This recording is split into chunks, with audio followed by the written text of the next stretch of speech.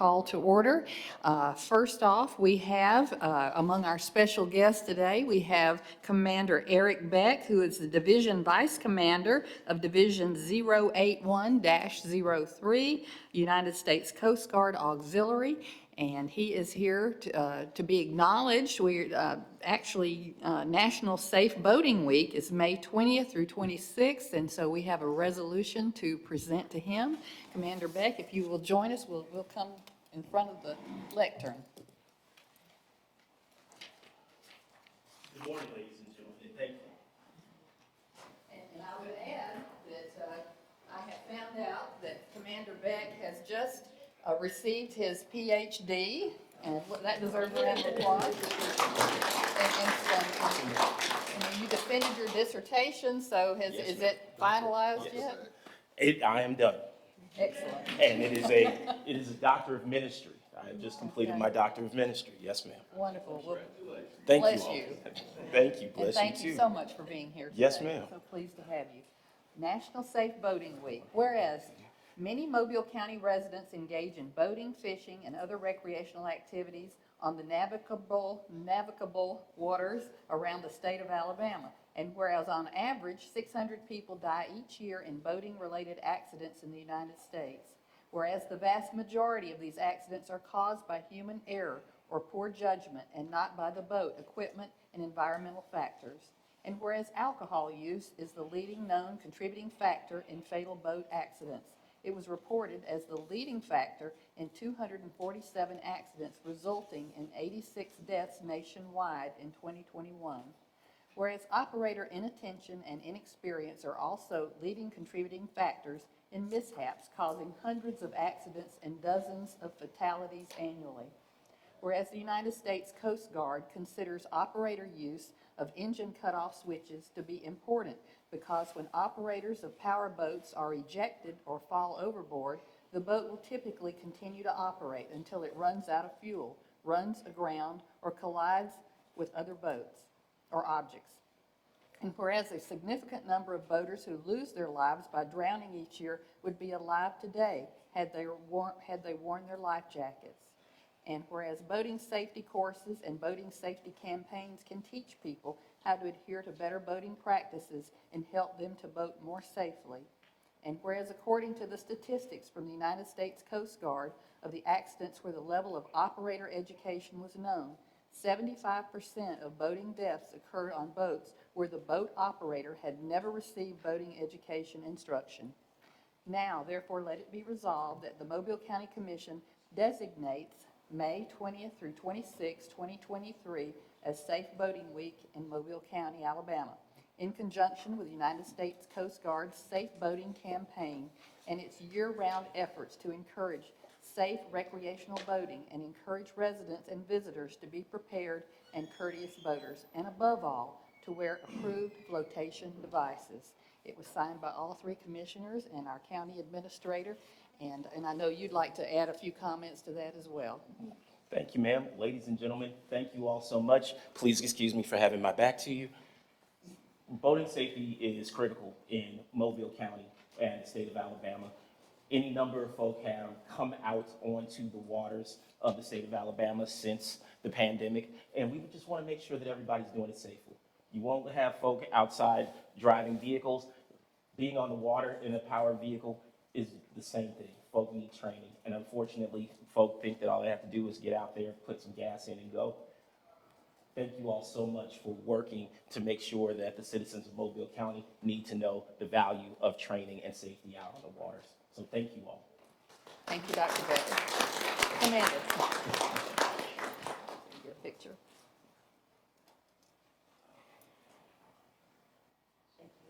Thank you.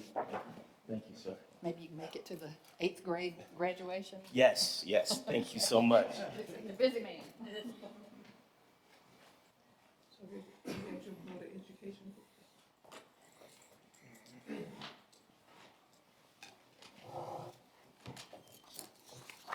Okay. And I know we have at least one speaker. How many do you have signed in today? No one has signed in, but we do have guests from the Chamber of Commerce today. Yeah, I know David Rogers. Right. would like I knew to David. address on Okay, David. Absolutely. Come on up, David. David wants to address on the Airbus and the ST. STMAE project. Absolutely. Thank you, guys. Today I wanted to be able to help you answer any questions you may have, on the two products that are before you today. But ST Engineering is a company that, as you know, has been around for decades in Mobile at Berkeley Aeroplex, doing what we call MRO facilities, which stands for maintenance, repair, and overhaul. So taking in different airplanes, doing the work that needs to be maintained on them to be able to get them back out for service. What this project is actually what they call passenger to freighter conversion. So taking older aircraft that are actually passenger aircraft, essentially ripping the seats out of these, and then putting in for air cargo operations to be able to take those aircraft to their next state of their life. So it's a really exciting project. I will tell you, we had to beat out a few other communities for this one. It was looking at their operations even in Pensacola as well. They decided on the contract to put some of this in Mobile and some of this in San Antonio at their operation there as well. So we're excited to have this opportunity for us and to create 200 new net jobs for that facility there in Mobile. So the main infrastructure upgrade, luckily, they have the facilities. It's mainly an equipment upgrade that they really need to do, but additional to working on some things they're doing on some workforce development efforts right there at the site there too. So happy to answer any kind of questions for you guys for that agreement that's placed before you today. How long is this expected to take for the For the ramp up, for the ramp the up? ramp up should be happening pretty immediately because it's mainly equipment upgrade, so it's not that they're having to build a new hangar or anything. So it should start happening very fast. Of course, this is $187,000 paid by the county, same by the city. Right, and a net of 200? A net, yes, ma'am. A net of 200 jobs. Really what that's going to be going into is some improvements that happen into the buildings, which are publicly owned as well. But some of that real property improvements that have to happen out there for the investment. Okay, very good. Did you want to mention? I'm happy to, yeah. I'm happy to go ahead and talk to you guys about Airbus as well, so. Yep, so before you today again is the project agreement with Airbus Americas. This is, really what started and what was announced last year, as you all will remember, working with their team. But essentially what this is a significant rate increase for us. And when we say rate increase, that's more production on the A320 specifically. So in Mobile, we produce the A320, the A220, the A320. This is a rate increase they've decided to do across the world.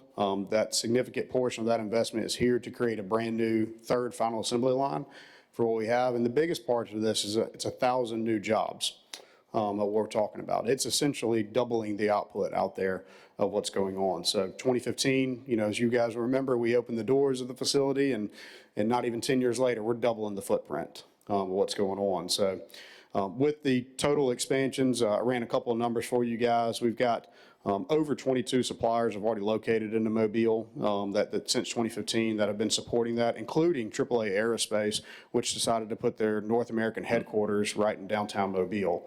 So we're really excited that we've been working on them for the last couple of years. Still seeing some more activity from that. This investment will put the investment at the site a little over $2 billion. Is what we're calculating right now of investment into that site since 2015. So huge numbers what we're talking about. And then this will put the total job numbers a little over 2,500 on total at the site of direct employees that are out there at the facility. So again, in a short amount of time, with your support and with y'all's leadership and working with us and Team Mobile, we've really have grown to be an epicenter for aerospace manufacturing. So we're really excited about that. At full build up, just one more statistic that's really great to hear. Will be the 4th largest city of commercial aviation manufacturing in the world, only behind Toulouse, Hamburg, and Tianjin, China. In Seattle, Washington. We're already above the Tianjin, China operation. So you put that into perspective for you guys. We've come a very long way in a short amount of time, and it's a testament to the leadership that we've been able to have here. So, but again, happy to answer any kind of questions you may have forward. So the capital infrastructure investment from the Mobile Airport Authority is in the It's about 700 million. Yes, ma'am. And then Airbus's contribution to that, So, 150 million? and what the 150 million is what their equipment is going to be required inside the facilities. So while the facilities out there at the airport are required to be owned by the airport authority through that process, so while they'll pay for it, it'll end up being in the name of the airport authority for the real property, which is the structure. All the equipment inside will be owned by Airbus. Okay, and the total investment, since you said 2015, of all capital infrastructure is in the neighborhood of $2 billion. Is in the neighborhood of $2 billion up there. Okay. And I would add that of the incentives, 5 million, money will be paid to apprenticeship, workforce training and development programs targeting Mobile County high schools to create workforce development from Mobile County. Very good. And as typical, there's clawbacks. Absolutely. Also included in terms of being able to meet projections on employment. Yeah, absolutely. I've got a And- summary if you'd like me to Why read don't, it. why don't you, yeah, Are we there- gonna, So this- before we move forward, are we gonna go ahead and take this item up now? It's scheduled to be voted on Monday. We really Right. can't vote on it today. No, I don't want to vote on it today. Are we taking it out of order right now? Are we gonna discuss That's up to y'all. this item, or are we gonna wait till we get to it on the agenda? since he's here to speak, Yeah. we'll go ahead and if there are any questions, then we can certainly. Happy to answer any questions you may have. Yeah, and I you was just respond to asking those. because I just want to go ahead and say up front that I would like, I'm going to ask if we're going to take it up now or on the agenda, that it be removed and carried over for 2 weeks, because I know this has been, and I've already had this conversation with Craig over at Airbus. I had this conversation with Jay and with David this morning, and I know this has been something that's been ongoing for a year, but I just got the development agreement on Tuesday, and I would like a little more time to digest that and read over it. And I'm not saying I'm opposed to the agreement, I'm just saying I personally need more time to look at it, and I would like to carry it over for 2 weeks. I just wanted to put that out up front if we're discussing it right now. No offense, Dave, I didn't mean to interrupt Not at you. all. No, And I think it and I'm was Joe, yeah. sure what I would like to do is ask that it be carried over so that I have time to look at it, and any questions that I may have, if you could come back 2 weeks from Absolutely. today, so that those questions could be addressed then. Yeah, whatever you guys deem as what we need to do, I'm always here to answer your questions and help you. What sort of time sensitivity are we working with here? I know the city is scheduled to take. They're this- scheduled, the city is scheduled to vote it on Tuesday. It was on their agenda this past Tuesday, and their normal protocol was to hold it over to the next meeting. There have been some discussions about perhaps additional incentives for local residential assistance, but I don't know where that is as we speak right now. Whether the Airbus would provide additional assistance to people to site in Mobile as opposed to wherever they might otherwise want to live. But that has not been developed yet, so I don't know. But basically, the city and county agreements are exactly the same except for the payouts, correct? And Because the city's they'll going be to paying pay, $5 million upfront. and yeah, then- we're going to just pay $1 million over 10 years. They're going to pay $5 million upfront and then $500,000 over 10 years to get to the same number. Well, I tell you, I think it would be very helpful and probably helpful the commissioner do it as well, since he does have some more questions about it. If you could go through all of the, everything within the agreement that would affect the county. Well, okay. As you know, David's talked about the CapEx. The county incentive is $10 million. First million within 30 days of the of the commencement of operations, sometime before 12/31/2024. Then 9 annual installments of $1 million each year thereafter for a period of 10 years. Airbus will also utilize Excuse me just a minute, the source of that funding is that coming from IDA? The- Okay. So that's general fund money, $1 million per year for 10 years, okay?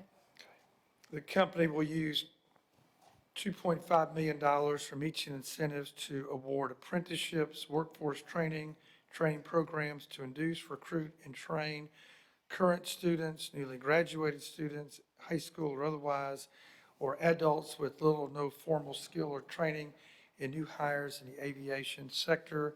All that funds will be targeted for Mobile County residents and be evolved primarily from Mobile County high schools. The other important part, there is the 5-year clawbacks. If less than 7% of the jobs are not done by 12/31/26, there'll be a clawback for that, and that goes down over each of the remaining years. So those are the big points. Contract is long. It is a 3-way contract between the county and the city and Airbus. It is separate from agreements that Airbus has made with the state. Would this be a situation where we might approve it with final legal approval if there are any Yeah, I think issues? we could do that only if the incentives are changed or added for Mobile County residents. And that may be still some discussion about that going on. So there has been talk about giving some amount of funds to people that would reside in Mobile County, perhaps as a housing assistance for a down payment, but that's not yet been decided by Airbus as of 10:17 a.m. Central Time. So that could change between now and Monday. If it does, I'll let you know, and we can consider if the commission wants to. There'll be no more money paid by the commission for Airbus, just how they allocate the funds for job retention and employment and residency in Mobile County. Just one, I know now that Airbus has several pathways they've created to employment based in high schools. So the money from this, is that to scale them? to be It able to is, do- yes, ma'am. It's to help, the Flight Path 9 program, for instance, is a great example. It's been very successful, but it's got to scale. And this, now that the new job has been announced, that type of a program can be essential to really help scale that kind of a program. And so in connecting with both Bishop State and Coastal Community College, really allow them to kind of have those efforts for them. And I will tell you, of those numbers that we've done with their workforce numbers on these programs they put together, 95 to 99% of those students are all in Mobile County. There's only been a very small few folks in Baldwin County and the high schools over there that have partnered through Coastal to be able to come into those programs as well. And that's because of proximity, for the high school students when they're talking about for the training opportunities and then going into the jobs and those types of things as well. Yeah, well, I've seen the presentation on their programs. I had no idea they had as many as they have, but it's like they looked at every single possible barrier and then designed programs where people could get into them. And one thing that I heard in the presentation, I think it was Daryl who was saying that what they found was if the people had ties to this area, they were more likely to stay. If they didn't, they'd stay a couple of years and then go. So they decided, basically, we're going to grow a mobile workforce. And it's just been extraordinary to me. And I know some of the high school students who have gone through that program who are now inside Airbus working as employees. And I think it's just I think it's really a model for any industry that has not been able to find, this says it hasn't been able to find a local workforce, basically do like Airbus and grow your mobile workforce. You're exactly right. A couple things that we've been able to partner with them on as well. We have gone to other locations and looked at some of these workforce models and said, hey, how can we come back and partner with our education partners to kind of look at some of these and some of their other locations as well. But a couple things that are on it. I mean, they have a great model. You're talking about the apprenticeship model, but they found during COVID especially, when they were trying to relocate people here, they weren't as successful, right? Because people weren't able to get bought in the community when there was as much to really be able to interact and things like that. And that's when they really doubled down on their efforts to sit there and say, hey, we want to grow from within. We want to make sure that we're doing that, because exactly what you're saying, to them, it's also an opportunity that they're going to create that culture, right? And that's a big part of what they're trying to do here for it and such. So you're spot on. Well, Commissioner, what is your pleasure at this point? Would you prefer to wait and have further discussions about what may change in the agreement? Or at this point, schedule to move forward unless we hear otherwise? So if a commissioner says, I need more time because I haven't had a chance to read it, I certainly would defer to that. It will not be 2 weeks, it'll be actually 3 weeks. We don't meet again, it'll be 3 weeks out. So I don't want to do anything that puts us off any kind of schedule. So if the time is not an issue, I don't have a problem with It's that. not time sensitive. Is it, David? I don't. That I would have to defer to the Airbus team. I can't answer that today, unfortunately. I'm sorry. I wasn't prepared for that. Today. I mean, me personally, again, I'm still asking that it be carried over for, even if it is 3 weeks. I don't personally, I think Airbus is a big enough corporation. We're talking billions of dollars here. I don't think 10 million is going to bankrupt them in 3 weeks. So again, I would still like to ask that we carry it over to our next conference meeting. Any other questions? Just for a point of clarification, if the commission does carry it over, I may run the 772 notice again. The next meeting is scheduled for June the 12th. Would it be okay and we have a work session on the 8th. So if we do it, the 8th is the work session, June 12th would be the next regularly scheduled meeting. So if that were the case, if we decide to run the notice again, we'll notice it for approval or consideration on the 12th of June, if that's the pleasure of the commission. I'll just lay out one thing real quick, and I know there's a lot of my concern, and I may have more once I read the entire agreement, but a lot of my concern, as everybody knows, is the same as it always is with every corporation that we give our tax dollars from the citizens in Mobile County, that's their money, to a corporation. And some of these people own local businesses who struggle, who can barely keep their doors open in Mobile, while Airbus hires 40% of their employees outside of Mobile. Out of that 40% that they do hire outside, so it's about a 60-40 split is my understanding of Mobile. 60% of their employees live in Mobile, 40% live elsewhere. But I do know that those are mainly blue-collar workers. When you start talking about the white-collar workers that work there, the executives, the engineers, the higher management, it's about an 80-20 split. About 80% of their white-collar jobs live outside of Mobile County. And that's one of the concerns that I have. I mean, and if, I think we should all be concerned when we incentivize a company who already receives, and listen, this isn't against Airbus. That I say this every time this comes up with everybody. But, I don't hate Baldwin County, I don't hate the area, I don't hate the region, but I ran for office in Mobile County. And my intent is to protect the taxpayers of Mobile County. And I want them to have these jobs, these white-collar jobs, the jobs that pay $150,000, $180,000, $200,000 a year. So, and I guess most of those jobs are relocatable jobs. I think a lot of those jobs come from out of state and out of town, and the people relocate here. And when they get here, it's like Mobile is a nasty place. Don't live here. Let us show you a house in Baldwin County if you're moving from Seattle or one of these other locations to Mobile.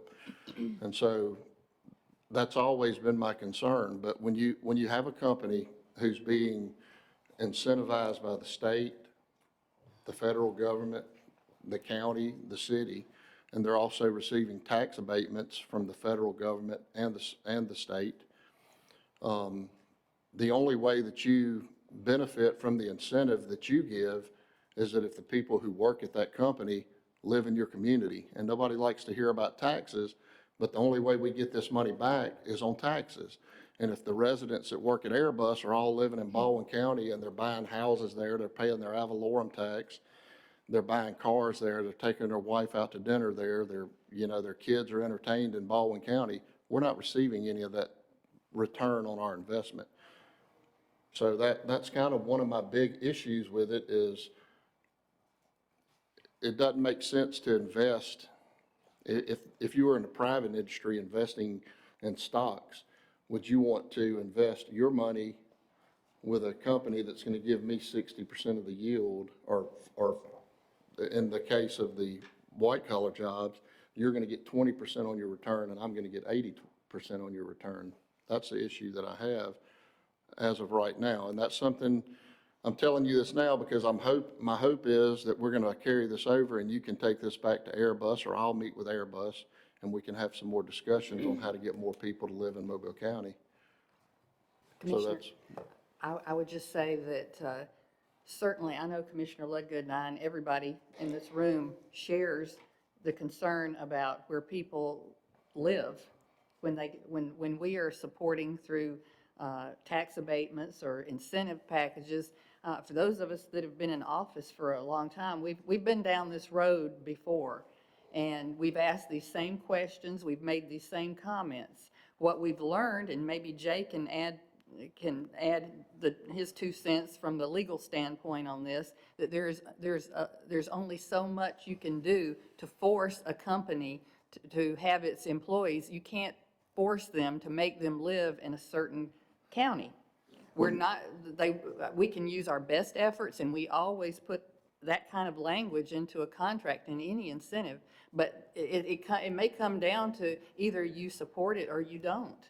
And because we cannot force people to live in Mobile County versus Baldwin County. well, no offense, and I don't, but you say that that's what this commission's will is, and for 2 years, I've tried to get an agenda item to have our own upper staff and management positions required to live in Mobile County, and I can't even get that passed through this agenda. So how are we going to say that we all support corporations hiring in Mobile County when we ourselves can't even get an agenda item on the agenda and passed requiring our engineers and our directors to live in Mobile County, and even deputy directors? So I don't. Well, to be fair, Commissioner, I was agreeable to that if we have new people coming in, new hires. But if we have people on staff that are in deputy positions already who were not hired with that criteria, with that caveat that they had to live in Mobile County for any chance of advancement, I don't think it's fair, and I think you lose a lot of talent that way, because right now we're having trouble hanging on to people that have certain skills and certain educational abilities and skill sets, and that would be the last straw to probably they can get jobs elsewhere. Especially our people in IT and GIS and administrative positions, we're competing against everybody else to keep them employed here in Mobile County. And that's an issue for us. And so to do that on somebody who take away their opportunity for advancement when they didn't realize that at the time of employment just doesn't seem right to me. And so, but I am willing to go along with any new hires in director positions that they have a residency requirement. Cherie had that requirement put on her, and she was a new hire, and anybody else. Christina, there was a lot of people, but what you end up with at that point is if you decide you want to be a deputy director, you just move to Baldwin County, you become the deputy director, and then the agenda item that we pass is basically useless because you now live in Baldwin County, you're a deputy director, you get promoted to director, you have no requirement to move here. At the end of the day, what it boils down to me is fiscal responsibility to the people of Mobile County and their tax dollars. And again, if we can't even get an agenda item passed on our own staff, I don't see how we can say we support other corporations hiring people who live in Mobile County. No offense, that's just how I feel. And again, it all goes back to how are we spending the people of Mobile County's money? How are we spending their tax dollars? So for me, residency is obviously an issue, but my main concern and my frustration is I want a level playing field. I don't care where you live. I want a level playing field. I want everyone in Mobile county to feel like that they can compete, that have an opportunity to compete for these jobs wherever they are. And there are a lot of reasons it doesn't happen in county government, it doesn't happen in the merit system, it doesn't happen in private employment. But those are the kinds of issues I don't know that we can fix in an agreement like this. But we've got, my goal, the fight that I'm gonna have is that there are routes for the average person in Mobile to find a way into these high-paying jobs. My frustration is that the high-paying jobs typically don't go to people who look like me. And so I've got to wage that fight, and that has nothing to do with residency for me. For me, equal opportunity, equal access to these jobs is always going to trump residency. That's just how I come down on it. So I understand frustrations, and one of the things that I will probably leave, whenever I leave this position, I will leave saying that I was never able to impact that in the way that I wanted to.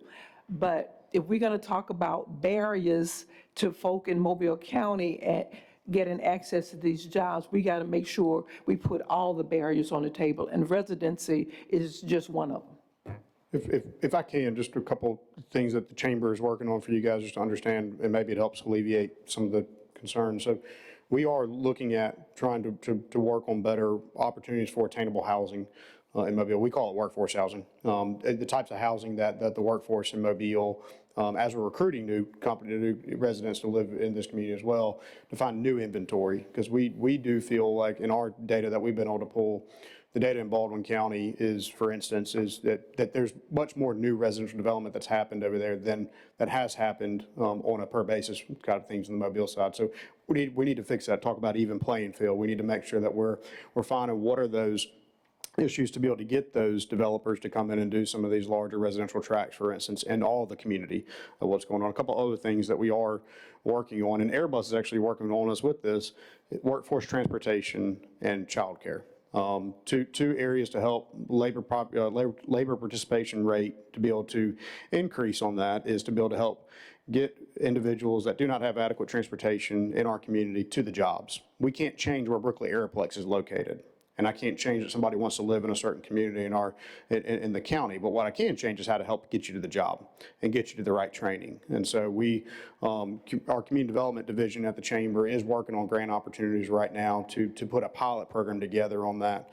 For some of those things, to be able to work with a company that would really help make sure that we're getting folks that are not on the existing public transportation routes to those jobs and much better things. So just a couple of things I just want you to know, we do hear you, and we are taking that very seriously in our economic development efforts. And I also want to take the opportunity, one thing that hasn't been addressed today is what you guys have done, y'all's leadership, especially with some of the COVID relief money that all of you took into your different districts and improving quality of life. You've put money into parks, you're putting money into, Commissioner DeWitt, we talked about this, some of the stuff that's going on the waterfront, for you in your district as well. That's important. That helps us recruit, right? That helps us recruit people to what we're trying to do for these jobs and everything else. So, that sometimes does not make it out on the front page of what you guys have done, but, y'all took an effort to look at those types of things and say, hey, how do we create these amenities that are good quality of life that helps citizens not only currently here, but also recruit new residents to come to this area too. So I'll point that out because I think that's an important part of what y'all have done.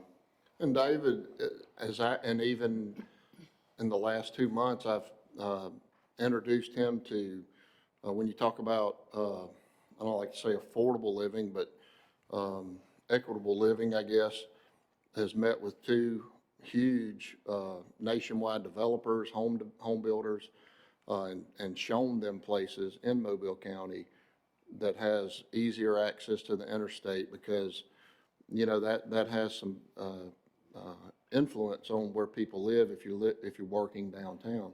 And he's taken his time to go out and show them areas where they could start looking for residential development so that people could have a place to live in Mobile. So I know that you have done that, and I appreciate you doing that. And that helps, when you can show the amenities that all of us have done in our district. I mean, you do that to make your community attractive. You do it to improve the overall life of the people who live here as well. But you also get an opportunity to showcase what you have here for people to move to your community. And that's been a big focus, I think, of all three of us, is making sure that we are attractive to people moving to this area, and attractive to people who, I mean, we've probably had thousands of kids graduate from high school this week, and we want to make sure that if they decide to go off to college, that they come back here and they have a job waiting when they get here, and if they don't want to go to college, they have a job now when they get out of school, so. But just for clarification, I have a question. Other than incentives that may be attractive to people that they would locate in Mobile County versus Baldwin County or anywhere else, legally, what can be done contractually to require residency in Mobile County? Jay? Yeah. This is a ongoing subject for a long time, and the general feeling is other than the entity giving incentives, I can't force people to live there. And the state and locally, we've been reluctant to try to force that on them for some issues that relate to legal enforceability. But we can look at it again and see if things are changed. So we really need to focus on making it attractive, incentivizing and so forth. So that may be an avenue. Certainly, we can't force people, but if the company is willing to step forward and help make it more attractive, but if they don't, then we're back to the question, what do you do? Understood. And I think It's that's, 60% better than zero, you know? I think that's some of the conversation with the chamber and with Airbus that's going on right now, not just, this isn't just my concern or a county concern. I think the city has some concerns with this as well. And so there is some discussion, and that's another reason I'd like to carry this over, is so that we can get to the end of these discussions about possibly taking some of the 10 million or 20 million that both entities are giving to Airbus and having Airbus offer some kind of incentive program, not legally. I'm not saying legally make them do it, but that you can, if you have a guy moving here from Huntsville, you can offer some, I'm just saying this, I don't know how the agreement will eventually look, but you can offer some kind of down payment assistance on a home if you decide to move to Mobile County versus Pensacola, Florida, or Jackson County, Mississippi, or Baldwin County. And I think that's some of the discussion that's going on around the table right now. That's true. Okay. Thank you, guys. Thank you, David. Do we have any other speakers? No one signed up to speak.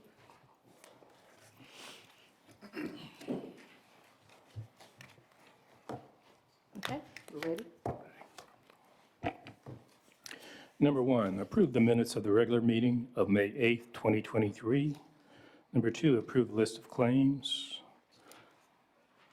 Number three, hold a public hearing so any citizen of the county shall be given an opportunity to be heard for or against any item related to the statement of revenues, expenditures, and changes in fund balance report. Number four, adopt a resolution, approve the Mobile County Commission electronic meeting policy allowing commission members who are unable to attend commission meetings in person due to illness to participate in commission meetings. Number five is to be voted at the conference, application for allowance retail liquor class 2 alcohol license submitted by MTP 102 Inc. for One More Liquor, Sims, Alabama. Question on number 4, this we can approve because, based on the fact that this was statutorily allowed by the legislature. There was an act passed last year by the legislature that allowed it. The only requirement is it has to be passed by resolution, which we're presumptively doing. It'd be 45 days if it becomes effective. The participant can be ill. There's no requirement proving that you're ill, but there has to be a physical quorum of the body to conduct the meeting. But in our case, we allow one of you to be home or wherever if you're ill and participate, and your vote, his or her vote would be counted. Is there a statutory requirement that it has to be an illness? It just says illness. Is that what it, I mean, I That's all see it the says. agenda item says illness, but It's because that's what the statute says. if I'm too ill to be here, I'm probably gonna be too ill to be here in a, Well, it was, On the I phone as understand, well. but there's no proving what illness is. There's no definition of what illness is. I was just curious if illness needed to be in there. It does, because that's what. If you had a statute says. broken leg, you might be able to still talk, but not want to travel. I don't know, It's I'm a bad subjective, and patient. you can decide yourself whether you're ill. That's right, which is the fallback of just us have a quorum of the body physically present. Because I was ill this morning. I will attest that the commissioner Ill-tempered or was ill this physically ill? morning. My blood pressure was You up. were ill this morning, I agree. J, So, Anybody got a cough? Anyway, maybe that'll lighten the mood of this meeting. I'm sorry, so. Jay, so does- on item 5, this says vote on at the conference, and the last time we did this, it was because I think it was a special event license. I don't want this to become the pattern. I've said over and over again that for these, I think the public has a right for it to be advertised and have an opportunity to come in if they have an objection to it. When we do it in the conference, that the public has no opportunity to do that, This because, just appeared on the agenda before, and I held it up because there was a proximity on the map of a church. And we discovered that that was no longer in operation. It's Okay. closed, so there was really no one to notify around that general vicinity. okay, so this has been noticed before, it just got pulled. This went, yes. That is Okay. I correct. pulled it to just make sure everybody was notified Okay. if there was anybody around. All right, I'm And there fine wasn't, with that. because it's closed. Okay, thanks. So moved. Second, Do you have a question, Mr. Hodge? Number 4,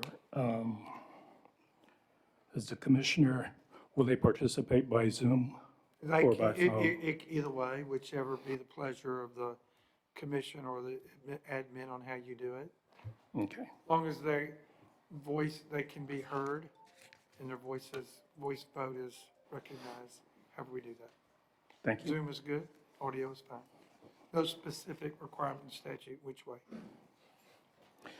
Okay, number 6, approve request of the city of Mobile to rent 10 ES&S model DS-205 express votes of the county voting machines for a total of $3,000 for a special election on July 25th, 2023.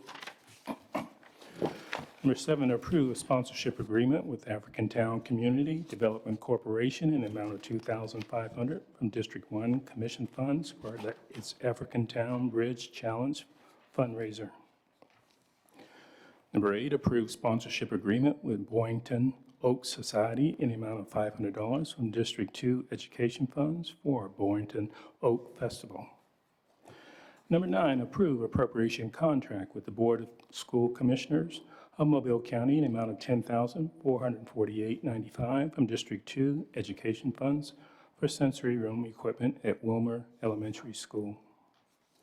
Number 10, approve appropriation contract with the Independent Order of Odd Fellows, Grand Bay Lodge 73, doing business as Grand Bay Watermelon Festival in the amount of $7,500 from District 3 Commission funds for operating expenses. Number 11, approve appropriation contract with Sims Baseball Association in the amount of $1,000 from District 2 Education funds to help with cost of helmets for the Sims 5U All-Star T-Ball League. Number 12, approve appropriation contract with Pearl Haskew Elementary Parent Teacher Organization in the amount of $30,633.19 from District 3 Education funds for playground equipment, storage shed, and classroom utility carts. Number 13, approve request of the Sheriff's Office to add 2 internally purchased vehicles to their fleet as follows.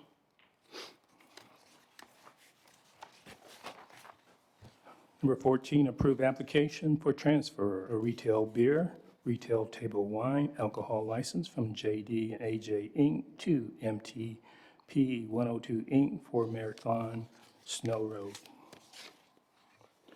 Number 15, approve application for transfer of retail beer, retail table wine, alcohol license for Shira Marketing LLC, OM Psi 23 LLC for Cottage Hill Food Mart.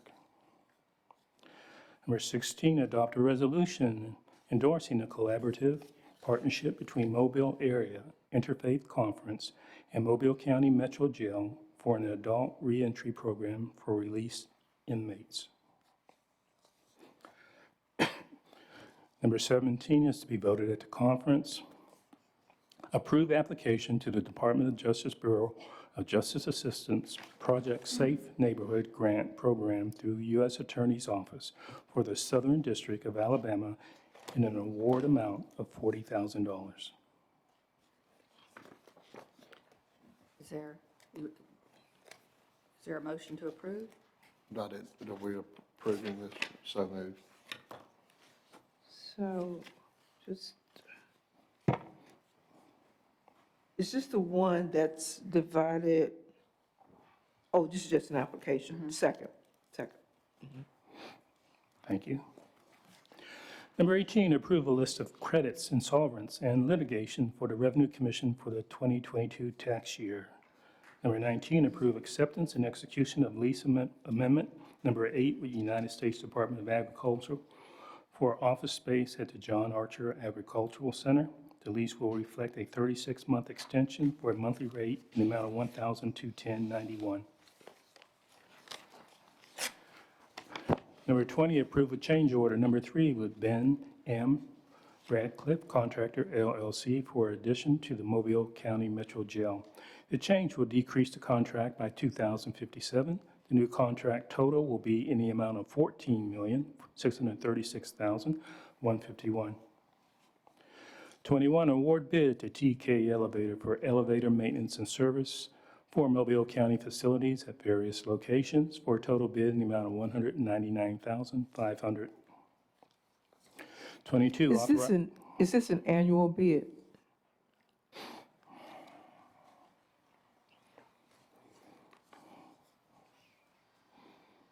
Yes, ma'am.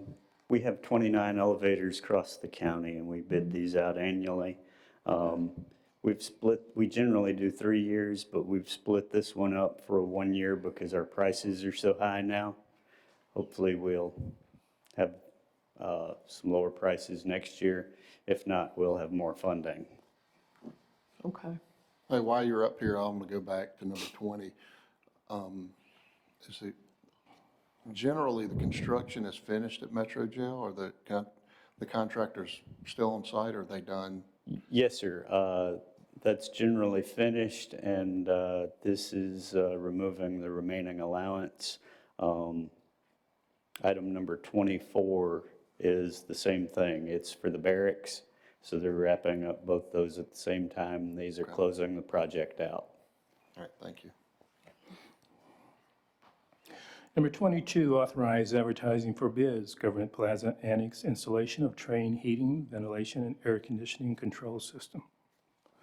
23, approve change order number 1 with Shade America for Sims Community Center Park shade structures. The change will decrease the contract by $2,500. The new contract total will be in the amount of $37,380. 24, approve change order number 1 with Ben M. Radcliffe Contractor LLC for convert minimum security barracks to minimum security. The change would decrease the contract by $7,793. The new contract total will be in the amount of $7,989,436. 25, approve project agreement among Mobile County, City of Mobile, and VT Mobile Aerospace Engineering, Inc., whereby the county and the city will each contribute up to $187,500 for developing, constructing, and equipping an existing facility for the conversion and modification of passenger aircrafts into freight aircrafts located at 2100 Aerospace Drive at Brooklyn Aerosplex, and to authorize Commission President to sign all necessary documents associated with the project agreement. The 772 public notice was advertised in the Atlantic App on Wednesday, May 10, 2023. 26, approve project agreement among Mobile County, City of Mobile, and Airbus Americas, Inc., whereby the county and the city will each contribute up to $10 million for leasing, developing, constructing, and equipping a new facility for the expansion of the A320 aircraft production located at 320 Airbus Way at Brookley Aeroplex, and for workforce training developed to specifically target residents of the Mobile County, and to authorize the commission president to sign all necessary documents associated with the project agreement. The 772 public notice was advertised in the Atlantic app on Wednesday, May 10th, 2023.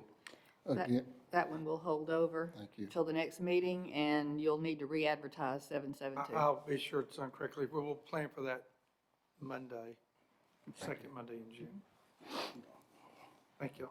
June 12th. June 12th.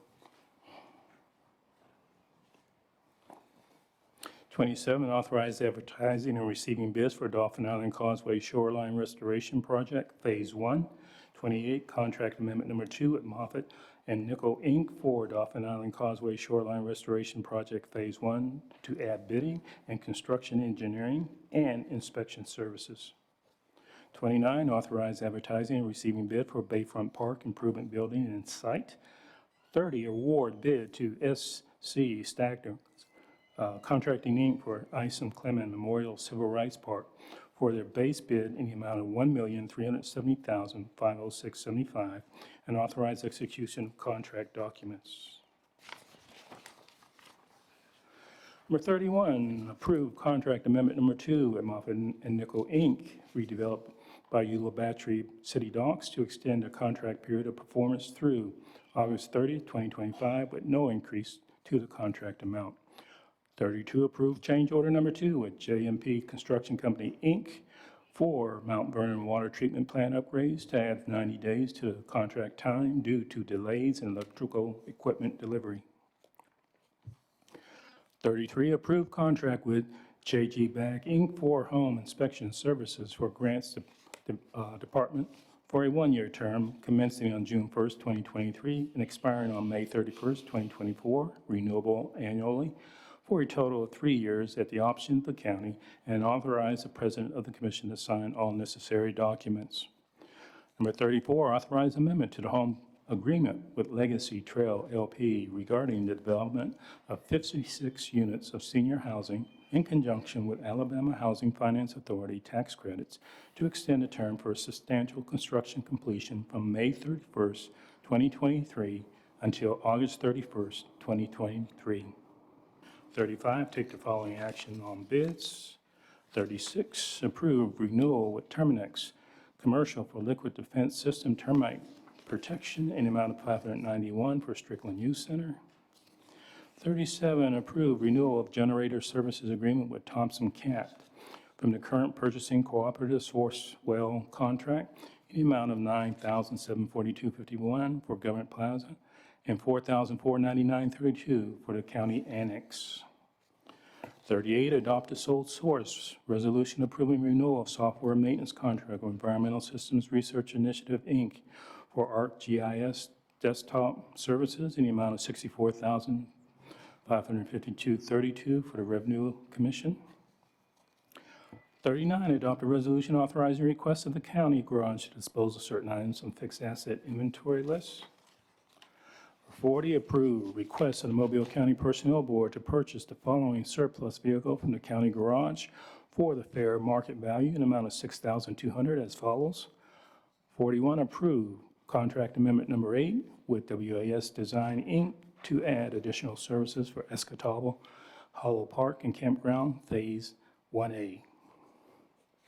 42, award bid to the Sycamore Construction, Inc. for West Mobile County Park improvements for the total base bid in the amount of $1,989,165 plus alternate number 1 in the amount of $10,822 for a total low bid in the amount of $1,999,987, and authorize the execution of the contract documents. 43, approve appropriation contract in WPE Davidson High School Parent Teachers School Association, amount of $21,000 from District 2 Education Funds for athletic equipment at Davidson High School. Number 44, approve professional services agreement with Questica to add integration and implement the capital personnel module for the estimated total cost of $50,000. 45, approve change order number 3. Will amend statement of work number 3 dated November 14, 2022 for a contract with Alight Solution. This change order adds support for reporting, integration, benefits, and project manager time. This change order will increase the cost by $132,249. 46, approve a statement of work number 1 for Workday Payroll Advisory Services to provide payroll readiness, operations readiness support, operational training, payroll stabilization support, and year-end planning, dated May 22nd, 2023, for a contract with Alight Solution. This statement of work costs $256,600. 47, approve change order number 4 to statement of work number 3, dated November 14, 2022, for a contract with Alight Solution. This change order adds support for knowledge transfer sessions, time clocks, and project manager time. This change order will increase the total cost by $182,665. And number 48, approve change order number 2 to statement of work number 4, dated by May 22nd, 2023, for a contract with Alight Solution. This change order adds support to the Workday project coordinator's needs and supporting tools, setups, accounts, and related process within the tenant remediation program effort. The change order costs $90,575. 45 through 48, all together, I guess I have it at a little over $500,000 or Yes, so. Is that, so that would be for the integration of the Workday system for payroll and Payroll, HR, HCM. HR? So will this get us where we need to be with Workday? Right now, we're still on the path to, for July, due to the Oh, that go live dates in July. go-live date in July. We're close to it due to the lack of employee shortage and losing some experienced people and technical knowledge. I understand we have somebody new on board that's going to be the liaison with, I guess, between either payroll or HR and Workday. I'm wondering, would it not be a good idea to have 2 people trained? Because if we get somebody, if we have to start training somebody and we lose them during this process, then we have to start all over again. You know what I'm saying? I mean, I think that not everybody has this knowledge, and we need to make sure that there's enough people backing it up that if we do lose somebody else, which is probably put us in the position we're in now, because I know originally we had a team of people that was working on this, and we've lost some of those people. So we just need to be prepared and not just rely on one person being trained that can Yes, ma'am. to handle this. Yes, we're trying our best to recruit and to bring people in with the knowledge. I think I mentioned to you, we had somebody, they came in for 2 weeks, and within 2 weeks, they were able to find a job paying more. Those are some of the issues that we are having, but Yeah. we have the staff working together to bring in additional staffers.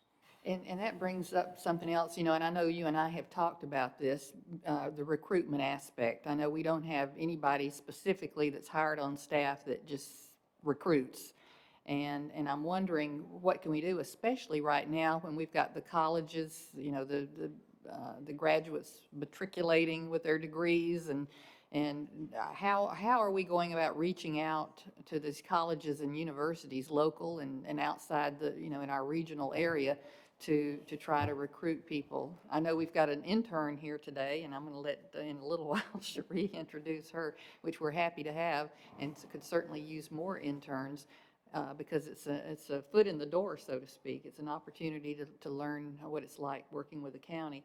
But to be able to recruit people right out of college that show promise, that can help fill our needs, you know, if we really could focus a little more on that, even if it means, you know, these job fairs, whatever, that we set up booths, send our department heads, you know, it would be worth it to us to if we can bring in at least, you know, a few key people in these departments where we've lost folks and that we really need some help. Commissioner, we totally agree with you on that. If you remember the last time we met with the administrative staff at South Alabama, One of the things that we did talk about was creating a pathway for students, especially sophomores, to bring them into the environment so they have an understanding of local government, and it might be a place where they might want to pursue. We finished, as far as the interviews, we just finished the interviews for the director of IT, and we're trying to build the HR staff up. Our intent is to create a position for recruiting. There's some things that we're going to have to do. These are the times we're going to have to change the way we've been operating and start doing something to incentivize those applicants that are out there and bring them into the county. Well, if you'll look at that and bring those ideas back to us, I know we need to get on this. It's important. We've got these key positions, and we need experienced people or people who are willing to learn, that are, Yes, ma'am. have the skill set to do that. So, we'll certainly work with you to try to help make that happen. It's you. important to the whole operation of the county to do that. Yes, it is. I know that, and Ricky, you may can speak a little on this, but I've been to several job fairs that they put on out at the John Archer Center, and how successful is that? I mean, it seems like it's been very successful every time you guys have had it. It seems like we got a lot of new young people there. And do you know any statistics on how many of them you may have hired from Not job? exact numbers. We do get a lot of labor information from that, and a lot of people fill out applications for that, and then we pull them from that list.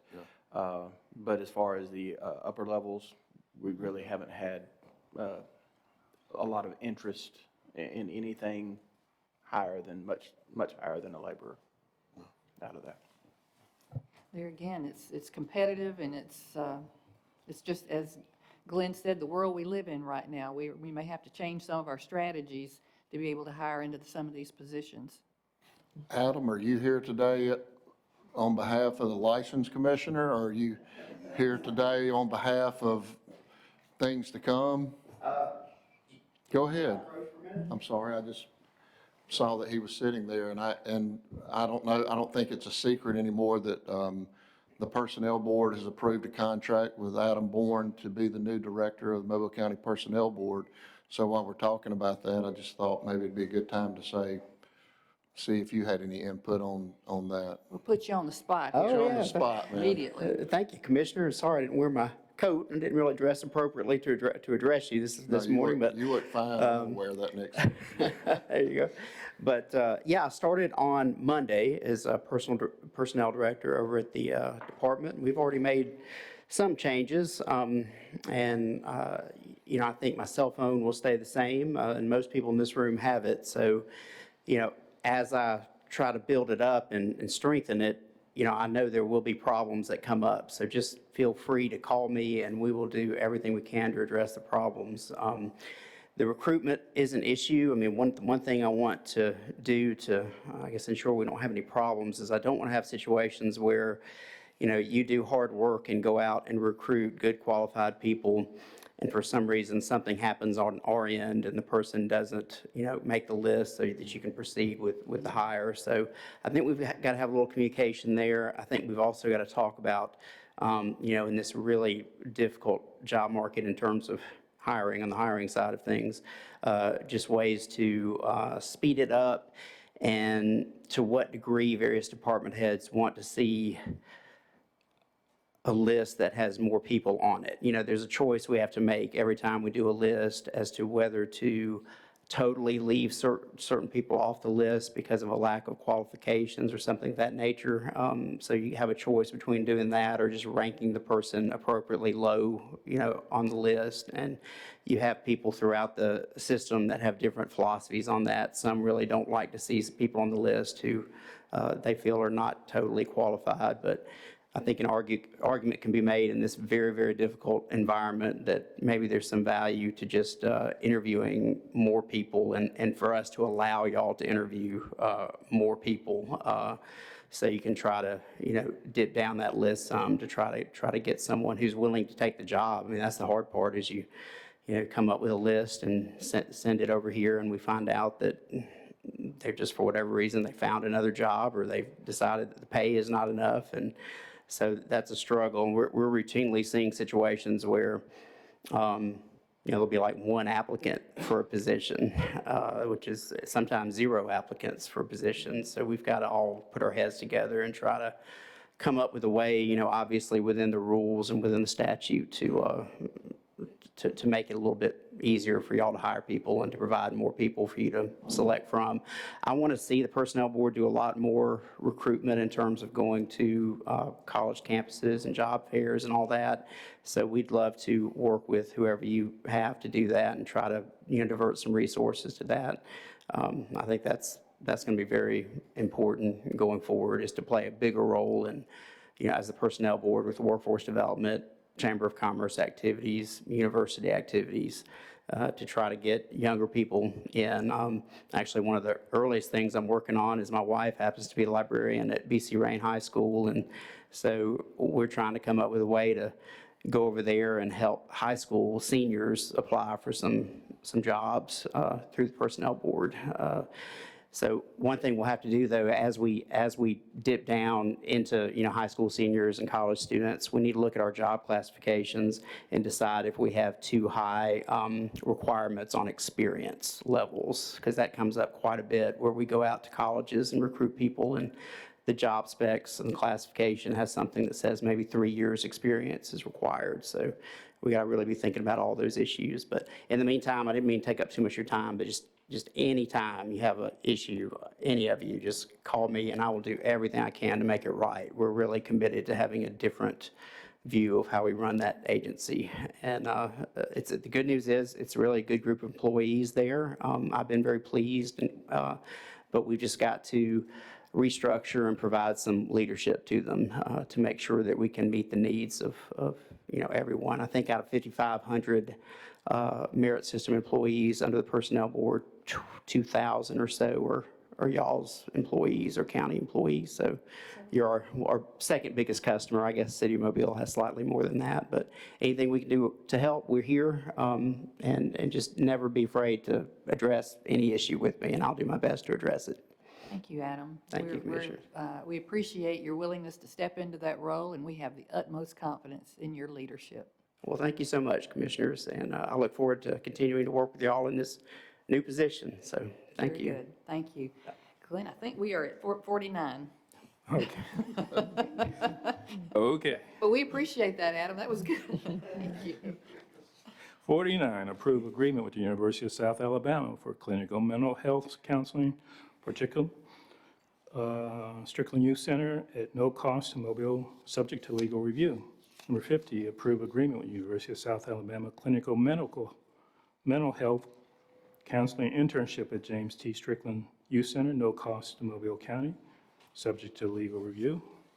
And 51, approve agreement with University of South Alabama combined integrated clinical counseling psychological PhD program for external practicum at the James T. Strickland Youth Center, no cost to county, subject to legal review. And the last, 52, approve Second Amendment of the annual appropriation contract with the Center for Living Arts doing business as Alabama Contemporary Arts Center in the amount of $106,000 to $121,250. The additional funds in the amount of $15,250 from District 1 education funds will be used for Historic Avenue Cultural Center programming. And we do have an Indigent Care Board meeting on Monday.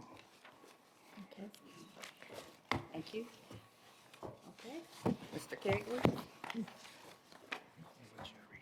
Morning, Commissioners. Morning. We would ask on Monday that you consider the following items. Item 1, accept maintenance of the following described easements.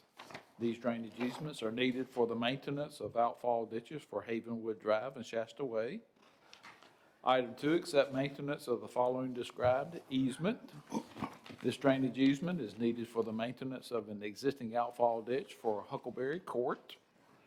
Item 3, approve preliminary and final plat of Celeste Park subdivision, that's Commission District 1.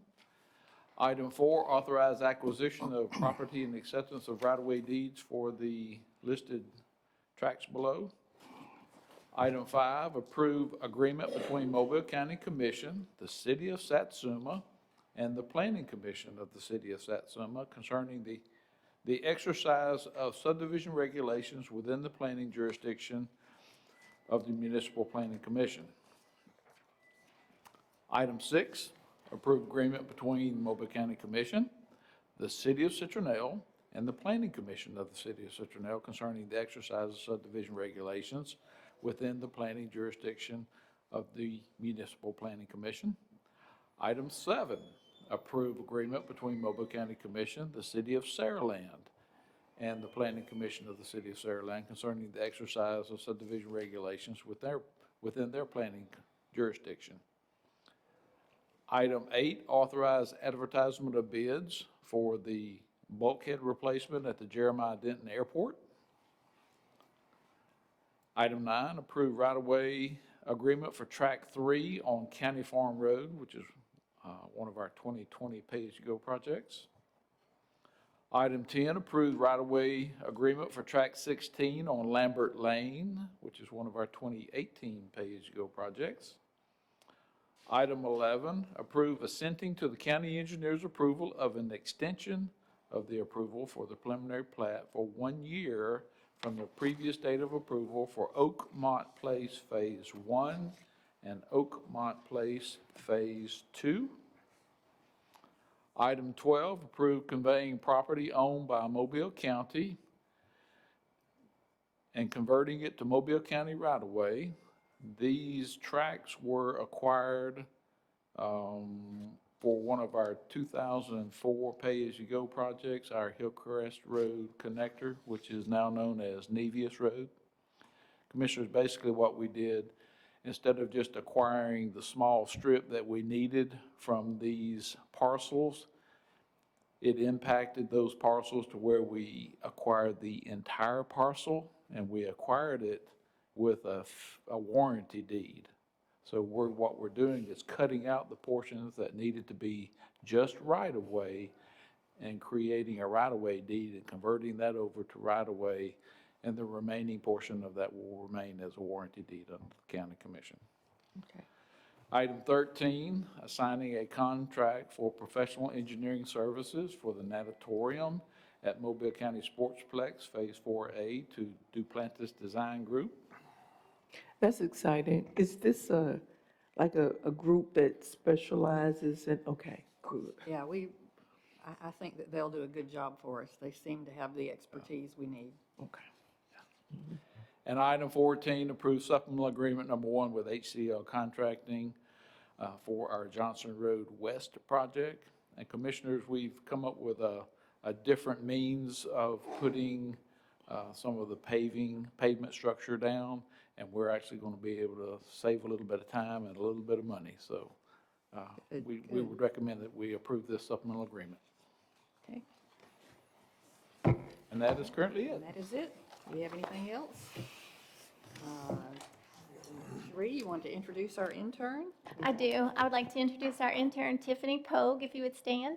She is a recent graduate from the University of South Alabama, and she is joining us on a special team that we have put together between the Mobile County, the History Museum of Mobile, Visit Mobile's PR agency, and assorted other entities involved with the Africatown Heritage House. So she'll be our intern at least through summer, helping us with the launch of the Heritage House and the multiple events and activities and public relations efforts related to that task. So we're excited to have her. And she brings with her the voice of a young person and the voice of a descendant.